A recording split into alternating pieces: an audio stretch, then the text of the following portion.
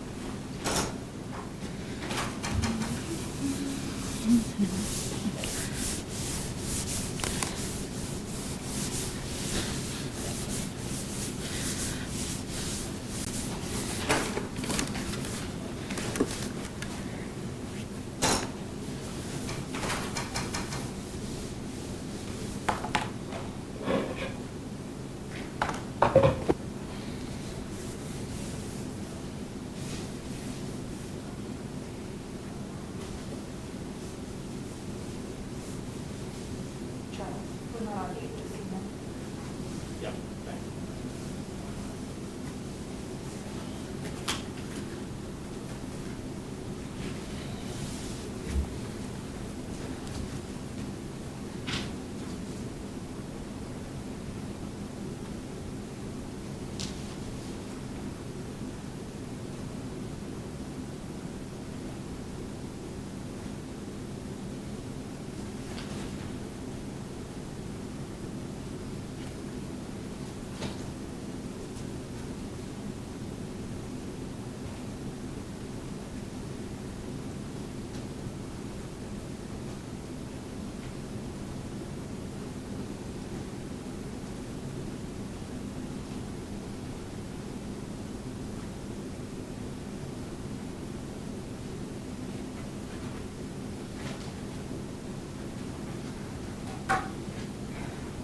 Hi everyone, it's Charles Boyle in the Governor's Office again. We'll get started in just a few moments.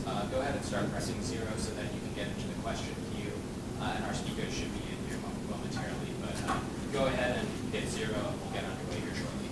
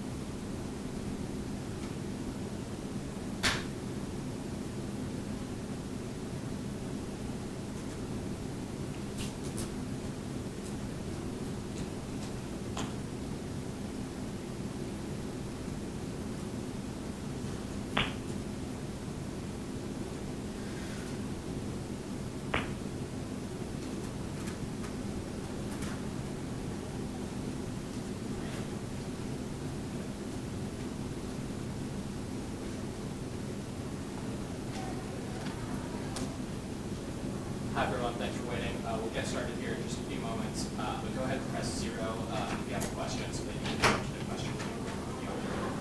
But our speakers should be in here momentarily.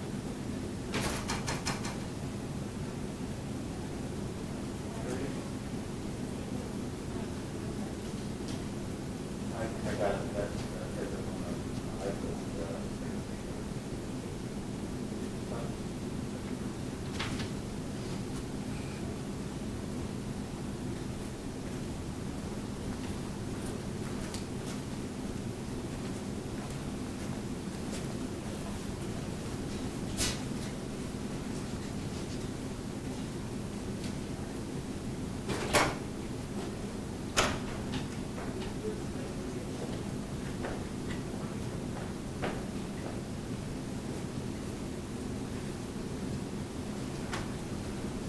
Hi everyone, we'll get started here in just a moment, but go ahead and press 0 to get into the question. Thanks so much.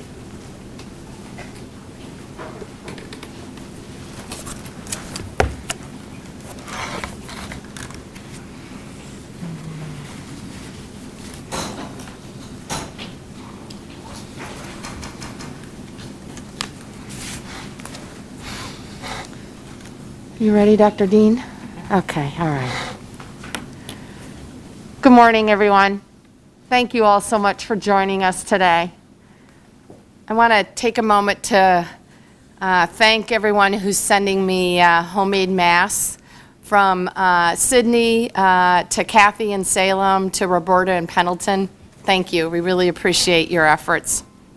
I'm here today with Dr. Dean Seidlinger, our state epidemiologist. We held a press conference more than a week ago to sound the alarm. Oregon, we ventured out onto the ice together, and that ice has begun to crack. Before we fall through the ice, we need to take additional steps to protect ourselves and our communities. Oregonians have been doing great work to wear face coverings and being very creative about them, I must say. And we're certainly adjusting our lifestyles in response to the pandemic. So far, that has allowed us to avoid becoming the next New York or the next Texas. That said, the COVID-19 virus is continuing to spread too quickly across Oregon. So it's time for further actions to stop the spread of this disease. Keep in mind, this is not an on or off switch. This disease is something that, for the time being, we must learn to live with. However, when we see the numbers rise, we must respond in turn. We must dim the lights. We must scale back, limit our interactions, take more precautions. To that end, I'm making several changes to Oregon's rules and guidelines on the pandemic. These will all be effective Friday, July 24th, and these are statewide rules. First, at the recommendation of medical experts at the Oregon Health Authority and my medical advisory panel, I am expanding the face covering requirement to include younger children. All children ages 5 and older must wear face coverings in public indoor spaces and outdoors where physical distancing cannot be maintained. If your child is 5 or older, you will need to help them wear a face covering to protect themselves and others. We will keep in place the existing recommendation, not a requirement, for face coverings for children between the ages of 2 and 5. This requirement will be consistent with our guidance for schools. Later today, the Oregon Department of Education will release its updated Ready Schools Safe Learners Guidelines that includes this particular change amongst others. As we continue to learn that transmission of the disease is reduced with face coverings, we are also removing exceptions, including when inside gyms, even when exercising. Secondly, I am lowering the gathering size limits for indoor venues, such as larger restaurants, bars, community centers, churches, and other houses of worship, movie theaters, and gyms, from a maximum of 250 people down to 100. This reduction will begin on Friday as well. The outdoor venue cap will be maintained at 250 at this time. We know that indoor gatherings pose a much higher risk than outdoors, and large groups can easily become super spreader events if safety precautions are not followed. We need to avoid this in order to save lives. My order limiting indoor social get-togethers to 10 people remains in place statewide. Finally, in Phase 2 counties, restaurants and bars are currently able to serve food and alcohol until midnight. Starting this Friday, service will end at 10 p.m. statewide. Some people are going to hear this announcement and think these restrictions don't go far enough. They'll say we should completely close all restaurants and bars or move them to outdoor service only. They are legitimately worried about their family members, their friends, and of course their neighbors. Others are going to hear the news and think these restrictions go too far and are too onerous. I know that every business that has to close earlier or serve fewer customers will have to contend with even tighter margins to stay afloat. But here's what I want Oregonians to know. I don't make these decisions lightly, and there are no easy choices. It's up to all of us to do our part to look out for one another. Oregon, we are going to get through this together. There are a few more things that I want to mention briefly. First, I anticipate that we will provide an update to the county watch list in the next couple of days.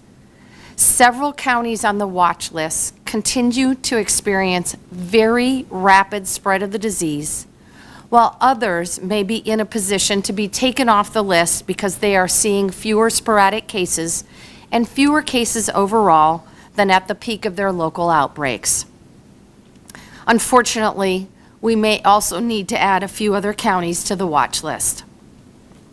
We will provide this update to you and to county leaders as soon as it's available. Second, we are seeing a number of cases due to tourism. I will be taking action to address this soon, and my office is talking with neighboring states about this issue. I've already directed my team and the Oregon Health Authority to evaluate the process for restricting tourist travel into Oregon from the states with high infection rates, or requiring mandatory quarantine for people coming here from hotspots. Together, we are taking these steps to protect Oregon, to dim the lights, to slow the spread. I do, fortunately, have one piece of good news. We are starting to allow outdoor visits to residents of long-term care facilities where there is no evidence of the virus. Let me be clear, these are outdoor visits only, and only in facilities where there are not COVID-19 cases. You can get more information about visiting your loved ones at the Oregon Department of Human Services website. Finally, I just want to mention before closing about schools. Experts at the Oregon Health Authority and the Oregon Department of Education have been working literally around the clock with local public health professionals to draft clear metrics for school reopening. We expect to release these metrics in the next several days to help districts and school boards, both large and small, make these difficult decisions. But one thing is very clear. School in the fall will not look like a normal year. Many, if not most, Oregon students are in districts that will focus on online distance learning or have a hybrid model of some online education and limited in-person classroom time. Whether or not kids return to school buildings this fall, we absolutely must provide the very best education possible for every single Oregon student. I'm working with public health officials to make sure that the school experience is safe. And I am pushing our school officials to make sure our underserved and marginalized students, our kids of color and our low-income kids get the support, services, and opportunities they need. This is all hard. It's really hard. It is lasting much longer, and this virus is much tougher to beat than any of us would ever wish. The COVID-19 virus is extremely contagious. Many more young people are contacting the disease, and many people don't show symptoms for days. In that time, you can come into contact with dozens, or if you're not careful, hundreds of other people in your social circle and your community. That's why the 3 W's are so very important. Wear a face covering, watch your social distance, and of course, wash your hands. It still may be possible for us to keep our restaurants and shops open, to gather in groups, to continue to hike, camp, and get out into state parks. But it all depends on you. Your choices determine our future. If we don't slow the spread of the virus, I will have no choice but to force widespread and difficult closures again. We are truly all in this together. Thank you, and I'm happy to turn it over to Dr. Dean Seidlinger. Thank you, Governor Brown. I want to take a few minutes to talk about why these measures are necessary to put the brakes on COVID-19 here in Oregon. Our models told us that we would see more infections, more hospitalizations, and tragically, more deaths when we reopened, and that's what we continue to see. So here's where we stand today. Yesterday, the number of confirmed and presumptive cases of COVID-19 in Oregon topped 15,000. Today, we're reporting an additional 264 cases. For the last week in Oregon, we recorded over 2,400 cases of COVID-19, a 26% increase from the previous week. In addition, we reported 7 deaths yesterday, which matched our all-time high from the worst days of the pandemic. Today, we're adding 2 to that tragic total. And for our most recent week, 7-day period, we recorded 25 COVID-19 deaths compared to 22 the previous week. These are our fellow Oregonians, and my hearts go out to their families and friends for the loss of their loved ones.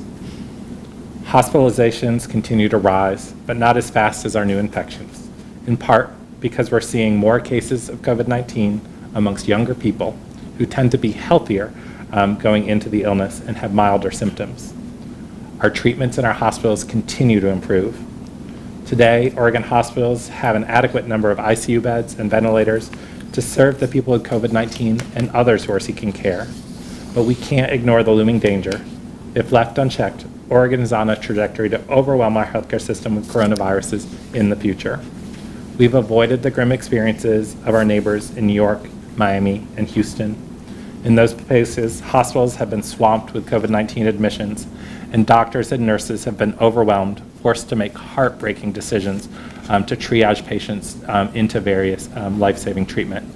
But it's a dark possibility we can still prevent. By all of us changing our behavior in fairly simple ways, we can prevent this tragedy in Oregon.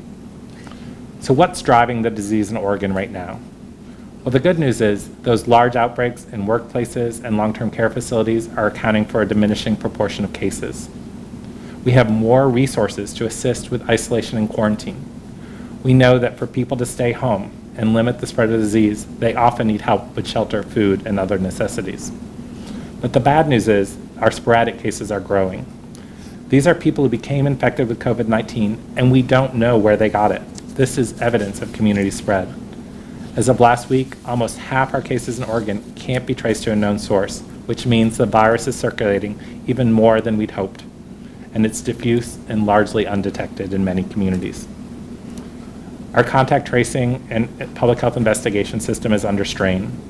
Last week, case investigators were only able to initiate timely contact with 93% of new cases within 24 hours.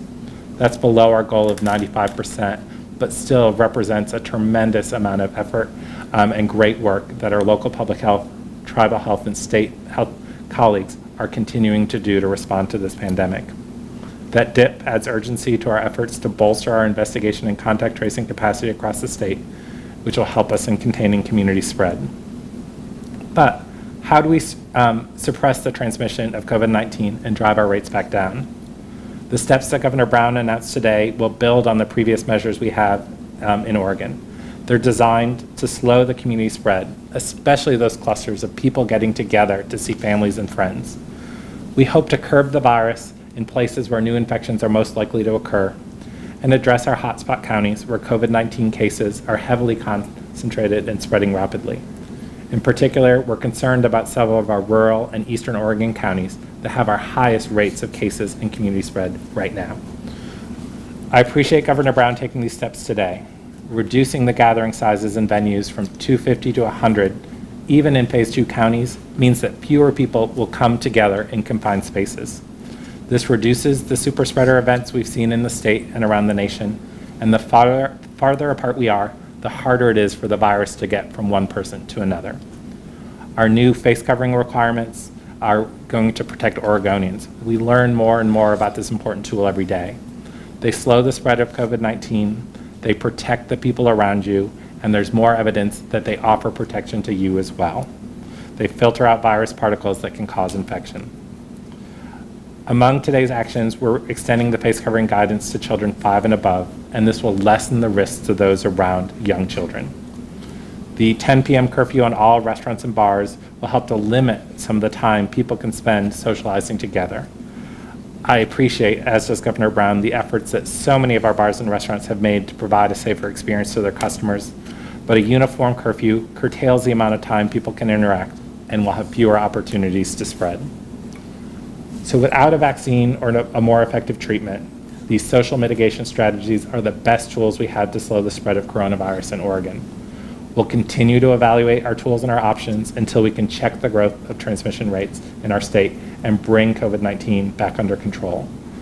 But I need to end with a familiar and urgent reminder that stopping COVID-19 in Oregon isn't just about my job or Governor Brown's job. It's the job of every single person in Oregon, and we all have to keep at it. You can help by doing these very specific steps. Wear a mask. If you leave the house and you're going to come into contact with other people, have your face covered. Don't get together with friends or families in groups of more than 10 people, and avoid large groups as much as you can. Stay 6 feet away from others who don't live in your household. Wash your hands frequently, at least 20 seconds, and don't touch your face. And if you begin to feel sick, stay home, away from other people. Call your provider about next steps. The only way we can stop COVID-19 in its tracks is by isolating ourselves if we're ill. And answer the call. If your phone rings and someone from public health is asking you questions about when you became ill or who you're in contact with, cooperate with them. Give them the information they need and be a part of slowing the spread. Living through this COVID-19 pandemic is hard. Some of our fellow Oregonians have been much more impacted than others. Our Black, African American, and African immigrant neighbors, our Latinx neighbors, our Pacific Islander neighbors, and our Native American neighbors have been impacted more than others in the state. We're adjusting to the daily risks we face from the virus, and this is disruptive. We experience worry and uncertainty about things, and it can be exhausting. We have the power to stop COVID-19 in its tracks without shutting down our entire state. In Oregon, we proved we could put coronavirus on the run once before. We must do it again. So thank you for doing your part to protect yourself, your family, your friends and neighbors, and your coworkers. Your health depends on everyone around you, and the health of everyone around you depends on your actions. So we'll get through this together, and thank you. Thank you, Dr. Seidlinger. I think we're ready for questions at this point. Hey everyone, Charles Boyle from the Governor's Office. Please go ahead and press 0 to get into the question queue. We have a restricted schedule today, so we won't be able to get through as many questions, but we'll try to get to as many as we can. Up first, we've got Lauren Dake with OPB. Go ahead, Lauren. Hi, Governor.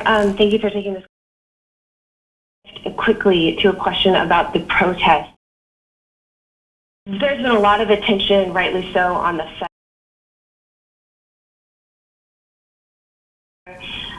Oregon State Police have used similar tactics in the past. I'm curious what big picture thoughts you have right now on how you're going to address police violence at protests by law enforcement officials. And also, are you talking to Mayor Ted Wheeler about this? In answer to your question, yes, I'm talking to Mayor Wheeler and other local elected officials as well as community leaders about what's happening in Portland. In terms of my thoughts, the property destruction and the arson need to stop. It is a distraction from the critically important work that we all need to do together to work towards eradicating racism in our criminal justice system, in our law enforcement, in our education system, in our healthcare system. Just today, I am meeting with law enforcement officials and community leaders to start to begin the conversation about what does a new system of training for law enforcement across the entire state look like. We can look at best practices around the country and frankly in other nations around the world that can lead to better outcomes and a higher level of public safety. These are the conversations that need to be taking place. This is the type of work that we need to be doing. Thanks, Lauren. Next up, we have a question from Lisa Balick. Lisa writes with COIN. Lisa writes, with so many people still not wearing masks, getting together with friends and family groups, at what point do you think there will be believability by everyone that this is a serious health threat in Oregon? Lisa, that's a really good question. Obviously, one of the challenges that we are facing at the state level is, until recently, very mixed messages from the Trump administration about the science and data behind face coverings. What I do know is this, is that Oregonians are smart and innovative and creative, and from making their own face coverings to using face shields, Oregonians are going above and beyond to not only protect their community members and their neighbors and their family members, but themselves as well. The science is changing, and I'm going to turn it over to our state epidemiologist to talk about that. But one thing is really, really clear. We know that wearing masks saves lives and reduces the transmission of the virus. I appreciate all Oregonians who are participating in this very important action and encourage those who are not to take action immediately. Thank you, Governor Brown. I think as we learn more about the use of face coverings, we're seeing that they are an effective tool in slowing the spread of COVID-19. Even when you don't know you're sick, you can spread the virus to others, and covering your face can make those around you safer. And there's emerging evidence that they offer a level of protection to yourself. So wearing that mask is not only a selfish thing to do because it protects you, but it's a generous thing to do because it protects those around you. It doesn't substitute for other protections we all need to take, avoiding large gatherings, keeping our physical distance when we're out in public with those not in our household, and washing our hands. But these fairly simple things can really make a huge difference. And so we hope that we'll continue to see more and more Oregonians heeding this advice, and I think we do. Next up, we have Simon Gutierrez with KPTV. Go ahead, Simon. Hi there. A question for Dr. Seidlinger, I believe. Can you hear me okay? Yes. Okay. I was curious about the guidance on kids and face masks. We'd heard previously that kids aren't suspected of being big spreaders of the virus. Is there new evidence that children are spreading COVID-19? Thank you for that question. I think, some of the latest evidence we have comes from Korea, who's had experience with hundreds of thousands of students back in school. And what it appears is that children 10 and over appear to spread the disease as easily as adults, but that children under 10 are less likely to spread this disease. This adds to the evidence we have that children are less likely to have symptoms, less likely to be sick themselves. But still, these younger children can be infected with COVID-19. These younger children live in families. These younger children are often taken care of by older adults, grandparents, and other individuals who are at risk for more serious complications. So having children from 5 to 12 who are able, with some coaching from their caregivers and some practice, wear face coverings, offer an extra level of protection, even though they're less likely to spread the disease, and that's what we want. Everyone in Oregonian doing their part, even some of our littlest, newest members of Oregon. And Simon, I just have to say, I want to say thank you in advance for the parents, the grandparents, guardians, and child care providers that are going to help us with this new policy. Obviously, I cannot be everywhere all at once, and it's really important, and I am incredibly grateful that parents are willing to step up and help us with this really important task. Thanks, Simon. Next up, we have Lachey Wesley with K2. Go ahead, Lachey. Hi, so Governor Brown, how would the state enforce the travel restriction? And this question is for Dr. Seidlinger. Can you give us a little bit more information about an outbreak involving a Hood River sports team? And is that outbreak informing decisions about school reopenings? Look, just to be perfectly clear, we're still in conversations with our partners in the region about the travel restrictions. But I want to be really clear that the focus will be on tourists coming from hot spots in other parts of the country. We are wanting to make sure that travel restrictions are practical and pragmatic. We know that it's critically important to keep supply chains intact. And of course, we don't want to restrict travel for employment purposes, for work. So we're talking with our neighbors, hoping to come up with a pragmatic solution in the next couple of days, and we'll be announcing it as soon as we've reached an agreement. And thank you, Lachey, for that question about sports and the spread of disease. While I can't comment specifically on the outbreak in Hood River, what we do know is that we've seen outbreaks amongst children playing sports. We've seen cases and outbreaks in collegiate sports and professional sports. We have recommendations here in Oregon for the return to recreational activities and sports that have safety top of mind, that have things that coaches can do, things that participants and parents can do to try to limit the spread of disease in these settings. Some sports, contact sports like football, wrestling, and other things where people come into continued close contacts aren't on the list right now in Oregon. But for other sports, if they can be played outside, if practice can be changed to limit the contact between individuals, if individuals who are showing signs of COVID-19 stay home, we can limit the spread within these settings and make them safer. But as we bring people together, we do know that we will see risk of spread from one person to another.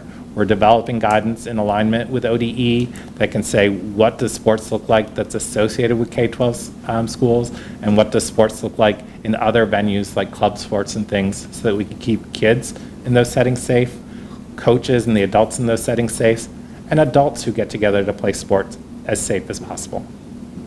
Thanks, Lachey. Next up, we have Amy Green with the Oregonian. Go ahead, Amy.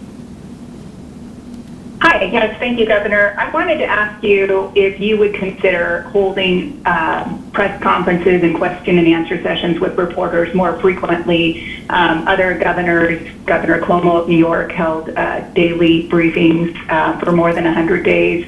I feel like there's a lot of questions we have, and we're just not able to get answers through email. And would like to hear directly from you. Would you consider that? Thank you, Amy. Thank you, Amy. As you might recall, at some point during the pandemic, we were doing daily press avails. No offense to Governor Cuomo, but we don't quite have the communications team that he has. I'll certainly take it back to my team and see if we can't ramp up our availability. Thanks, Amy. Amy, Amy, did you have another question? Oh, I was just saying it doesn't even have to be daily, even twice a week or on some more regular basis, because I feel like there's a lot of interest. Okay, thank you. Thanks, Ivy. Next up, we have Kristen Severance with KGW. Go ahead, Kristen. Hi, thank you for my question. Governor Brown, this is for you. There are thousands of Oregon teachers who formed a group called Oregon for a Safe Return to Campus. And there's about 9,000 members, and they're asking for something very simple, very clear, I should say. They want 14 days of no new cases before you would open up school. What do you think of this request? So I will just say to parents across the state, school reopening is going to look different than it has in the past. And whether or not kids return to school buildings, we have to provide the best education to all of our kids, regardless of who they are or where they live in the state. We are working with our teachers, our parents, our school officials, with local public health, and with medical experts to determine how we can do this safely.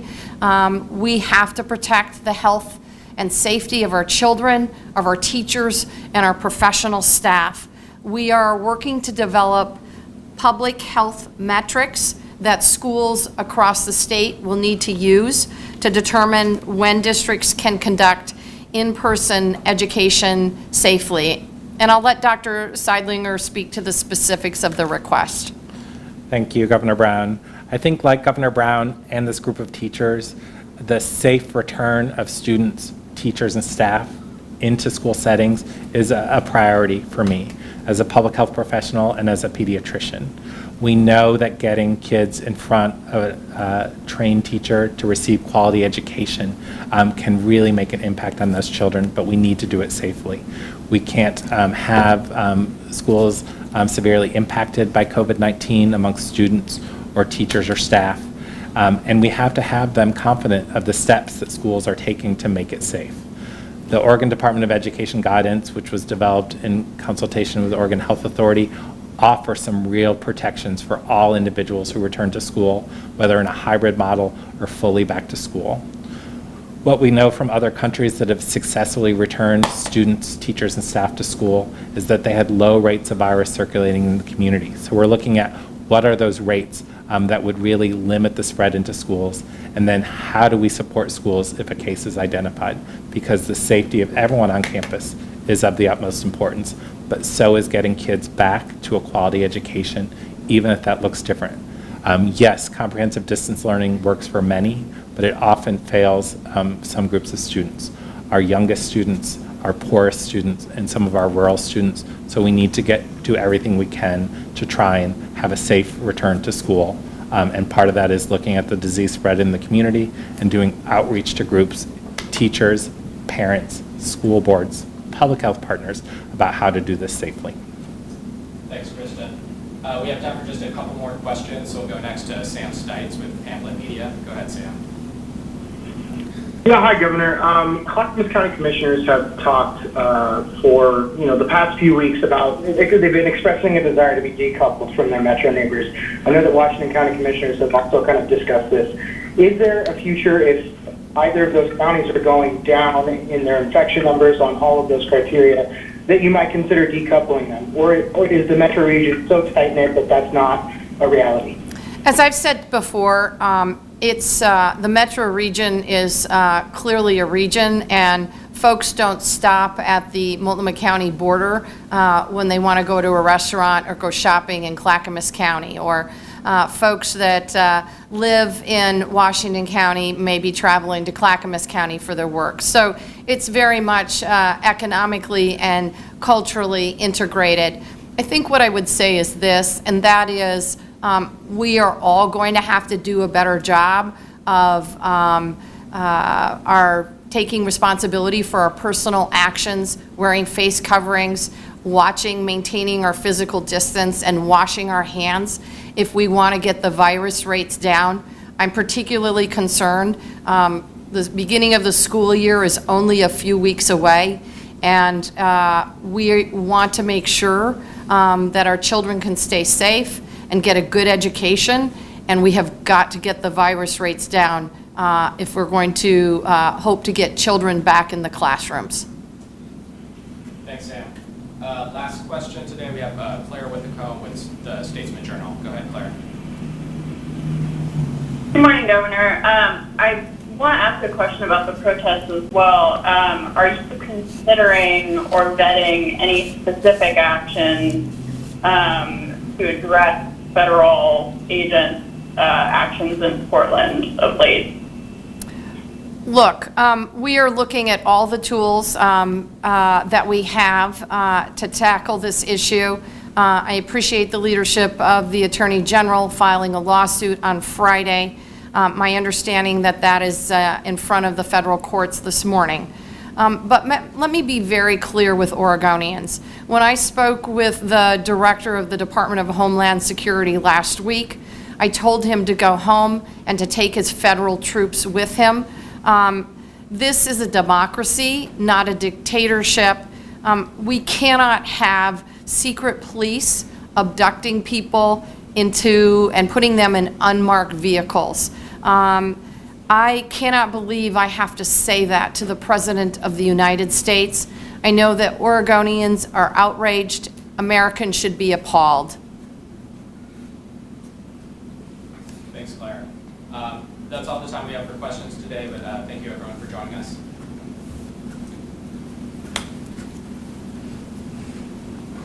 Thank you.